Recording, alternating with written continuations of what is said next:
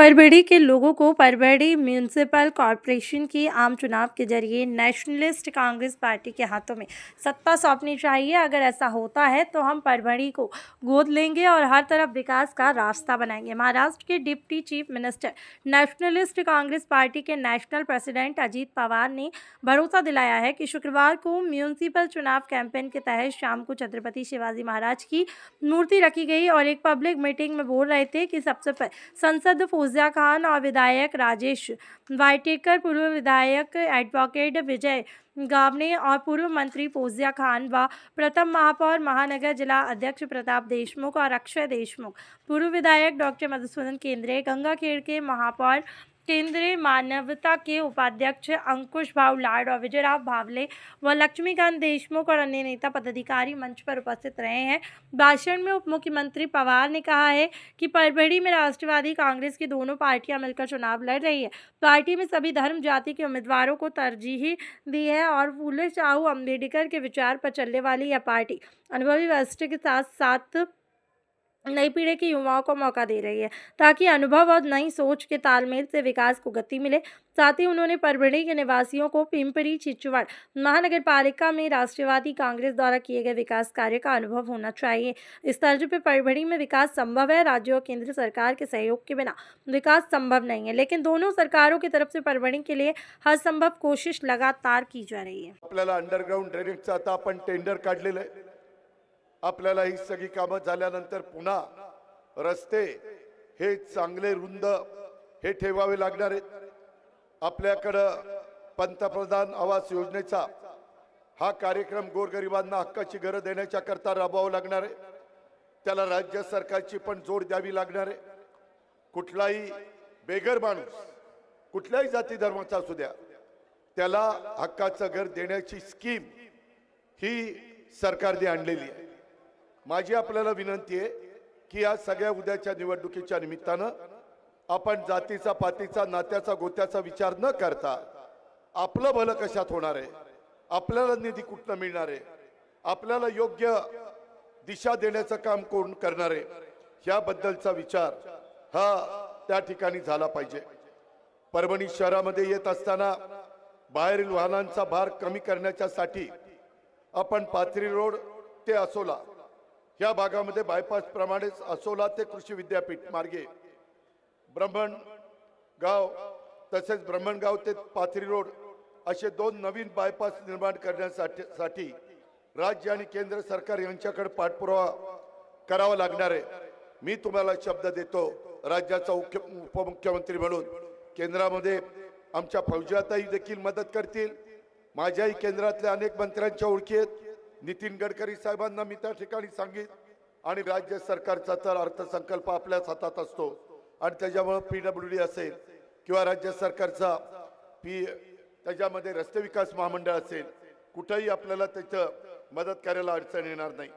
आपल्या परभणी महानगरपालिकेच्या शहरामध्ये मोक्याच्या ठिकाणी बऱ्याच मोकळ्या जागा आहेत, त्यावर बीओटी तत्वावर कॉम्प्लेक्स बांधून जेणेकरून माझ्या महानगरपालिकेचं स्वतःचं उत्पन्नाचं एक साधन हे आपल्याला निर्माण होऊ शकतं आणि तशा प्रकारचा जो प्रस्ताव आहे त्याच्यावर देखील उद्याच्याला माझ्या विचाराची महानगरपालिका आली, दोन्ही राष्ट्रवादी काँग्रेस पक्षाच्या विचाराची महानगरपालिका आली तर त्यांना ते ठराव करून तशा पद्धतीने कारवाई करायला आम्ही भाग पाडू।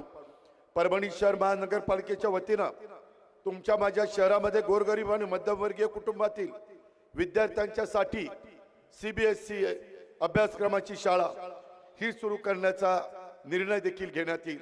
मी आता काही महानगरपालिकेमध्ये जे आमच्या विचाराचे आहेत तिथं मराठी मीडियमच्या शाळा तिथं मराठी तर शिकवणारच, कारण ती तुमची माझी मातृभाषा आहे, ती आपल्या मुलांना मुलींना आलीच पाहिजे। त्याशिवाय आपल्याला कुठलाही दुसरा विचार देखील करता येणार नाही। परंतु ती भाषा येत असताना आपली मुलं मुली बरोबर गोरगरिबांच्या असू द्यात मध्यमवर्गीयांच्या असू द्यात त्यांना देखील इंग्रजी अतिशय उत्तम पद्धतीने बोलता आलं पाहिजे। परंतु ते भाषणामध्ये सांगून चालणार नाही, त्याकरता कृती करावी लागेल। आणि आता स्पर्धेच्या युगामध्ये एआयचं युग आलेलं आहे, त्याच्यामध्ये आर्टिफिशियल इंटेलिजन्स ते कृत्रिम बुद्धिमत्ता मराठीत त्याला म्हणतात आणि त्या युगातली मुलं माझ्या परभणीमधल्या शिकली पाहिजेत, त्याकरता CBSE अभ्यासक्रम सुरू करण्याच्या करता तिथं जो काही निर्णय घ्यावा लागेल, जी काही मदत करावी लागेल, त्यामध्ये आता खूप मोठ्या मोठ्या कंपन्या, NGOज आमच्याकडे येतात की आम्हाला ग्रामीण भागातली एखादी शाळा द्या, आम्ही त्याच्यामध्ये स्वतः लक्ष घालतो, आम्ही त्याच्यामध्ये दर्जेदार शिक्षण देतो, जे मराठी पण उत्तम आम्ही त्या ठिकाणी त्यांचं करतो आणि इंग्रजी पण आम्ही उत्तम करतो. या पद्धतीचा निर्णय आपल्याला उद्याच्या काळामध्ये घ्यायचा आहे. परभणी शहरात महानगरपालिकेच्या वतीनं स्वतःचं मल्टी सुपर स्पेशालिटी हॉस्पिटल हे आपल्याला निर्माण करावं लागेल. वैद्यकीय शिक्षण खात्याची जबाबदारी आपले सहकारी राष्ट्रवादीचे हसन मुश्रीफांच्याकडे आहे. त्याच्यामध्ये मी मुश्रीफ साहेबांना सांगितलं, ते म्हणतील दादा निधी द्या, निधी मी देईन, कारण माझ्या परभणीमधले आरोग्य चांगलं परभणीकरांचं राहण्या करता त्यांना दुसऱ्या कुठल्या शहरामध्ये जाऊन उपचार करणं हे कधी कधी महागाचं पडतं, परवडत नाही, ऐपत नसते आणि त्यामुळं इथल्याही वर्गाला किफायतशीर दरामध्ये, वेगवेगळ्या गरीब वर्गाला तर मोफत दरामध्ये अशा पद्धतीनं मल्टी सुपर स्पेशालिटी हॉस्पिटल आपण निर्माण करून त्याच्यामध्ये सगळ्या सुविधा द्यायच्या. माझ्या आता डोक्यात आलेलं आहे की जिल्ह्याची जी ठिकाणं आहेत त्या जिल्ह्याच्या ठिकाणी अशा प्रकारची हॉस्पिटल बांधायची आणि त्याच्यामध्ये एक विंग त्याच्यामध्ये कॅन्सर हॉस्पिटलची पण करायची, कारण अलीकडच्या काळामध्ये देशात, राज्यामध्ये मोठ्या प्रमाणावर कॅन्सरचं प्रमाण वाढलेलं आहे. शेवटी त्याही माणसाला, त्या माझ्या लाडक्या बहिणीला, त्या आमच्या मुलामुलीला जगण्याचा अधिकार आहे, पण त्यांच्यावर उपचार करण्याच्या करता तिथं इन्फ्रास्ट्रक्चर फार महत्वाचं आहे. मित्रांनो, मी राजकारण करायला तुमच्या पुढे आलो नाही, मी परभणीचा, शहराचा सर्वांगीण विकास या माध्यमातून आपल्याला करायचा आहे ते सांगण्याच्या करता मी आलेलो आहे. मी शब्दाचा पक्का आहे, मी दिलेला शब्द पाळतो आणि त्याच्यामुळे माझी विनंती आहे की या माझ्या शहरामध्ये दर्जेदार रस्ते, ते रस्ते करायच्या आधी अंडरग्राऊंड ड्रेनेज, कारण रस्ते केल्यावर नंतर अंडरग्राऊंड ड्रेनेज केलं तर पुन्हा रस्ते खोदावे लागतात, ते प्लॅनिंग करून चालणार नाही. योग्य पद्धतीने प्लॅनिंग करण्याच्या करता आपल्याला त्या अंडरग्राऊंड ड्रेनेजला प्रथम प्राधान्य द्यावं लागेल. राज्य सरकारच्या, केंद्र सरकारच्या वेगवेगळ्या योजना असतात. मध्ये मी मुख्यमंत्र्यांशी पण बोललो की आपण जिल्ह्याची ठिकाणं ह्याला प्रथम प्राधान्य देऊ. काही काही भागामध्ये तालुक्याच्या ठिकाणी ऑलरेडी अंडरग्राऊंड ड्रेनेज आणि या सगळ्या सुविधा झालेल्या आहेत आणि मग जिल्हा आमचा मागे का राहणार, त्याकरता जिल्ह्याला आपल्याला अग्रक्रम द्यायचा आहे.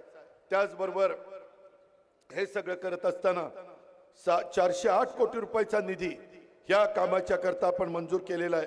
प्रत्यक्षात आता टेंडर प्रोसिजर चालू आहे, कोणत्याही क्षणी परभणीकरांनो हे काम सुरू होईल आणि उद्याच्या काळात 15 तारखेला तुम्ही घड्याळ्याच्या चित्राचं आणि तुतारीच्या चित्राच्या शेजारचं बटन दाबण्याचं काम केलं की मग आमची ही टीम त्यामध्ये काम चांगलं चाललंय का.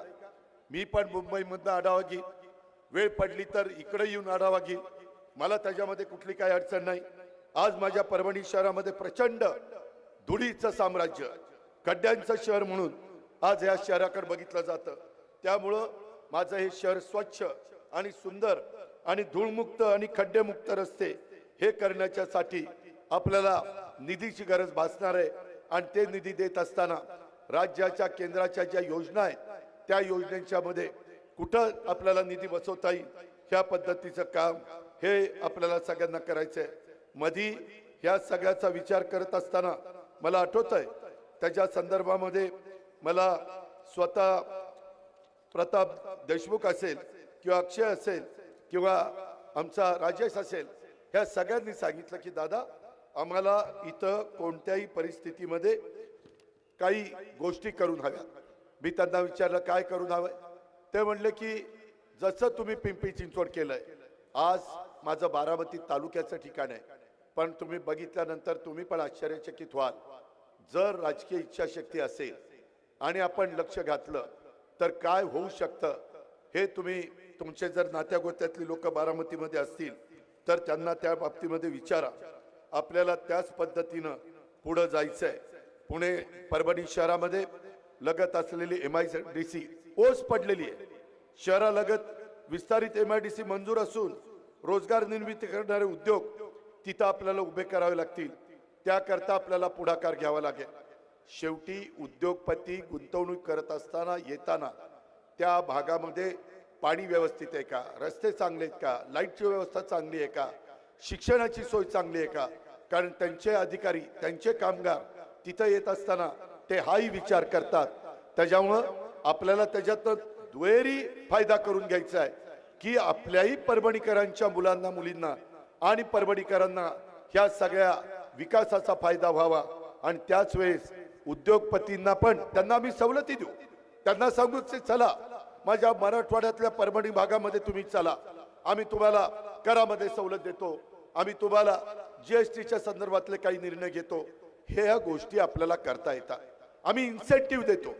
दरवर्षी मी बजेटमध्ये जर तुम्ही मागासलेल्या भागामध्ये इंडस्ट्री उभी केली तर आम्ही त्यांना इन्सेंटिव्ह देत असतो. तसं आपल्याला त्यांना सांगता येईल. मित्रांनो, ह्या सगळ्यांनी मला सांगितलं की दादा मागं आम्हाला जकात मिळायची, आमचं बरं चालायचं, नंतर LBT आली, त्याच्यात आमचं बरं चाललं, परंतु नंतर आता सगळीकडे GST आलेलं आहे आणि GST येत असताना आम्हाला जेवढे पैसे पाहिजेत तेवढे पैसे मिळत नाही. मी आत्ता येताना लातूरवरून आलो, त्याच्या आधी मी मागे इचलकरंजीला गेलेलो होतो. इचलकरंजीचा पुढा आढावा घेऊन मी त्यांच्या GSTच्या जो काही आम्ही